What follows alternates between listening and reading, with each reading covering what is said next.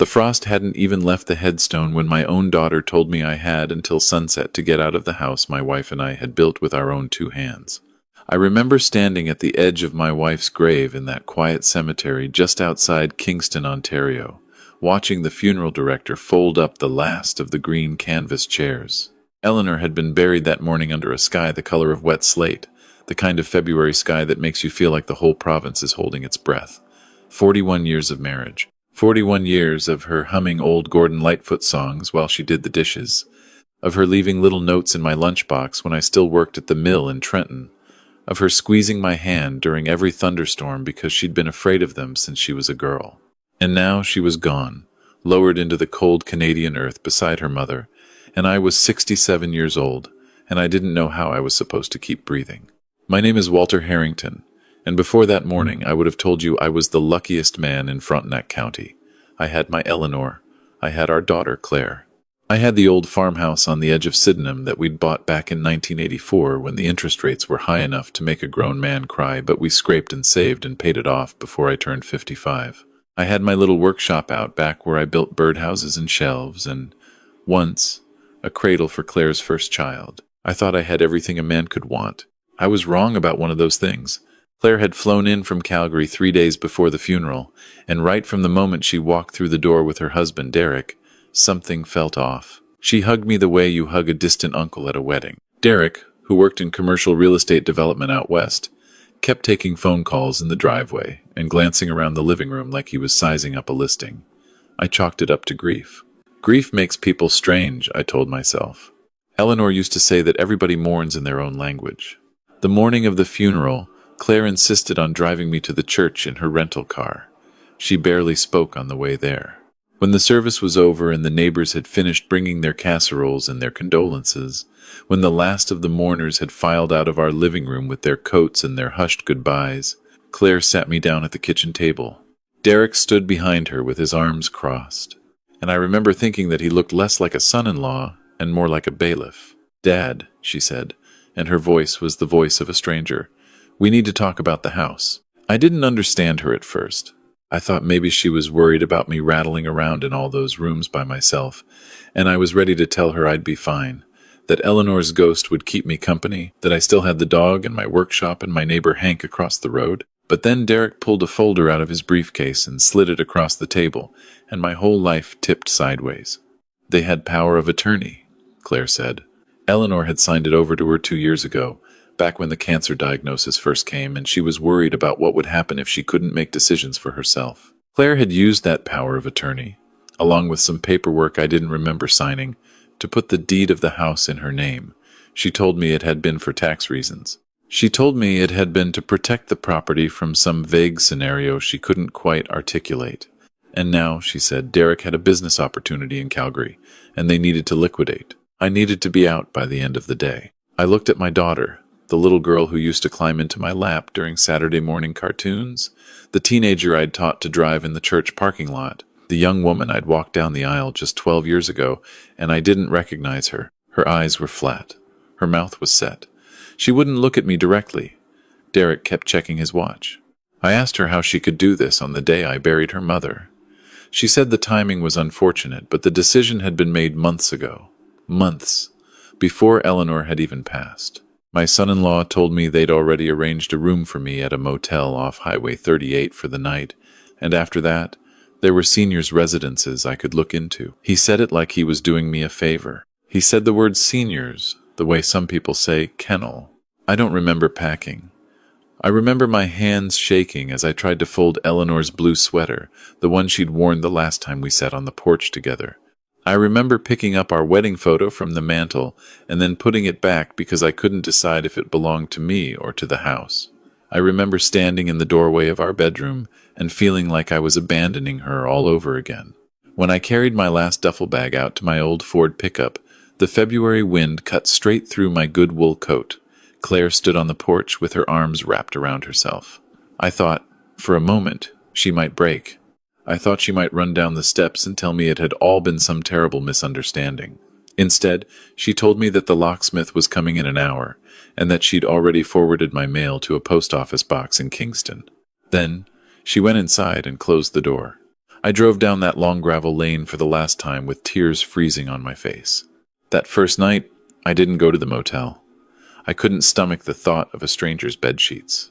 Instead, I drove to the Tim Hortons off Highway 15 and sat in the parking lot for 4 hours, nursing a double-double that went cold in my hand, watching the snow drift across the empty lot under the sodium lights. Eleanor's ashes weren't with me. I had wanted her buried, and she had wanted to be buried, so she was resting in the plot we had bought together back in 2019, right beside her mother and the empty space that was supposed to be mine someday. But I kept thinking about what I hadn't taken. Her reading glasses on the nightstand, the quilt her grandmother had made, the cedar chest at the foot of our bed that I'd never once looked inside because Eleanor had told me, laughing, that it was her private business and I was never to snoop. Somewhere around 3 a.m, I remembered something. 3 months before she died, Eleanor had asked me for a favor. She'd been weak by then, the chemotherapy hollowing her out, but her mind had been sharp as ever. She'd asked me to drive her to a little storage facility in Napanee, a place called Loyalist Self-Storage, and to wait in the truck while she went inside with a small cardboard box. She'd been gone for almost an hour. When she came back out, she'd been empty-handed, and she'd pressed a small brass key into my palm. "Walter," she had said, and her voice had been so quiet, I'd had to lean in close. "If anything ever goes wrong after I'm gone, anything at all, you take this key and you go to Unit 147. Promise me." I had promised. And then I had put the key in the little wooden box on my dresser and forgotten all about it, the way you forget about things you hope you'll never need. That wooden box was in the duffel bag beside me. I fumbled through my things in the dark of the truck cab, my fingers stiff from the cold, and I found the key right where I'd left it. Small, brass, tarnished at the edges, attached to a little paper tag with the number 147 written in Eleanor's familiar handwriting. I held it in my palm and I thought about my wife, sick and tired and dying, making that long drive to that storage unit, carrying whatever she'd carried inside, and I realized something. Eleanor had known. Somehow, before the end, she had known that something was coming, and she had tried to prepare me. The storage facility didn't open until 8 a.m, so I slept in the cab of my truck in the Tim Hortons parking lot with my coat pulled up over my chest.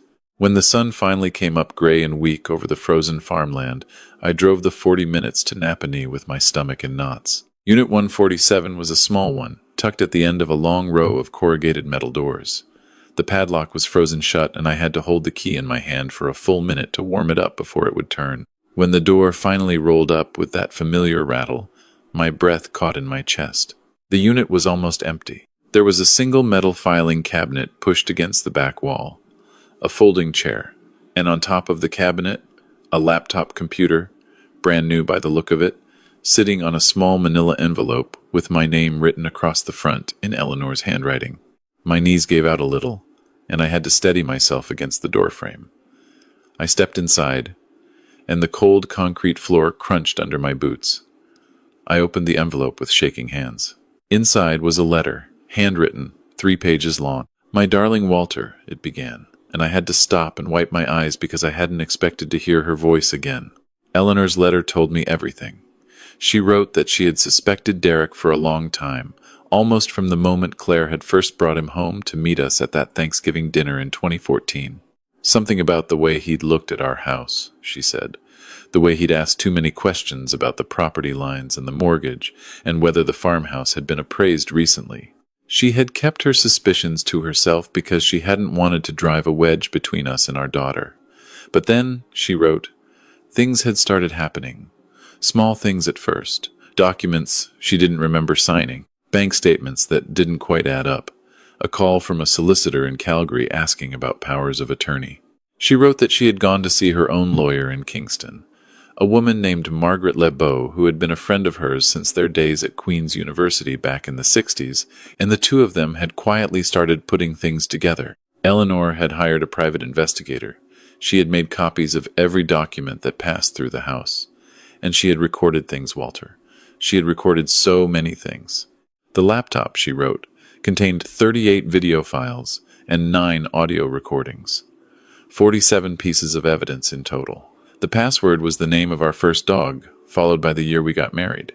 She had also, she wrote, updated her will in the autumn of 2024 without telling Claire. The old will that Claire had been counting on, the one that left the house to our daughter upon my death, had been superseded by a new one filed with Margaret LeBeau's office. Everything now passed to me, and after me, to a trust Eleanor had set up. But the most important thing, Eleanor wrote, the thing she needed me to know before I watched anything else, was that her cancer had been real. But the speed of it, the suddenness of the final decline, the way she had gone from stable to gone in less than 6 weeks, had not been natural. She was certain of this. She had asked Margaret to arrange for a forensic pathologist to be on standby. And she had asked, in her updated will, for an autopsy to be performed before her burial. The results, she wrote, would arrive at Margaret's office within 2 weeks of her death. I sat down on that folding chair in that cold storage unit and I cried like a child. I cried for Eleanor, who had spent her last months afraid and alone in a way she'd never told me about. I cried for myself, for being too trusting, too blind, for not seeing what my own wife had seen. And I cried because somewhere inside me, underneath all the grief, a small and terrible fire had started to burn. I drove straight from that storage unit to Margaret LeBeau's office in downtown Kingston. She was expecting me. Eleanor had told her I would come. Margaret was a small woman in her late 60s with silver hair cut short and sharp, and she greeted me with the kind of warmth that told me she and Eleanor had been closer friends than I'd ever realized. She sat me down in her office with a cup of strong coffee and she walked me through everything. The autopsy results had come in the day before. Eleanor had been right. The pathologist had found traces of a compound in her system that should not have been there, a medication used primarily in hospice care for pain management, but at levels far beyond what her palliative care doctor had prescribed. Someone had been giving her additional doses. Someone had been accelerating her death. Margaret asked me if I was prepared to go to the police. I told her I needed to watch the videos first. I needed to know what my wife had known before I took another step. I spent the next 4 days in a small furnished apartment above a bookstore in downtown Kingston that Margaret had arranged for me. I sat at a borrowed kitchen table and I watched every single one of those 47 recordings. I watched Eleanor setting up a small hidden camera in the kitchen of our farmhouse, explaining to the lens what she was doing and why. I watched Claire and Derek sitting at our own dining room table while we were out at a doctor's appointment, going through our filing cabinet, photographing documents, Derek coaching Claire on what to say to me and when to say it. I watched Derek on the phone with someone, talking about property values and timelines, and the difficulty of getting a stubborn old man to sign things. And then I watched the recording that broke me. It had been taken in our own living room, 6 weeks before Eleanor died. I had been out that morning at the hardware store in Kingston, picking up a new snowblower belt. Eleanor had been asleep upstairs. Claire had told Derek she was, and they had sat on our couch, and they had talked about how much longer she could possibly last. Derek had asked Claire if the new dosage was working. Claire had said she thought so, that her mother had seemed weaker the last 2 nights. Derek had told her to be patient, that it wouldn't be long now, that once Eleanor was gone, the rest would be simple. My own daughter, my own child. I had to stop the video 3 times because my chest hurt so badly I thought I was having a heart attack. But I kept watching. I watched all 47. There were the audio recordings Eleanor had made of Claire on phone calls, talking to Derek about the inheritance, about the timing, about how the old man, meaning me, would probably be easy to push out once she was gone. There were the photographs of bank transfers Derek had made from a joint account he'd somehow gotten Eleanor's name onto through forged signatures. There was the video Eleanor had recorded of herself, alone in our bedroom 3 weeks before she died, looking straight into the camera with her thin hands folded in her lap, telling me that she loved me, that she had always loved me, that she was sorry she hadn't been able to tell me any of this while she was still alive. But she hadn't wanted me to have to carry the knowledge of our daughter's betrayal during her final weeks. She had wanted me to have a peaceful goodbye. She had wanted to spare me that, at least. She had called it her silent revenge, her way of making sure that even after she was gone, the truth would come out. I went to the police with Margaret LeBeau at my side. The investigation took months.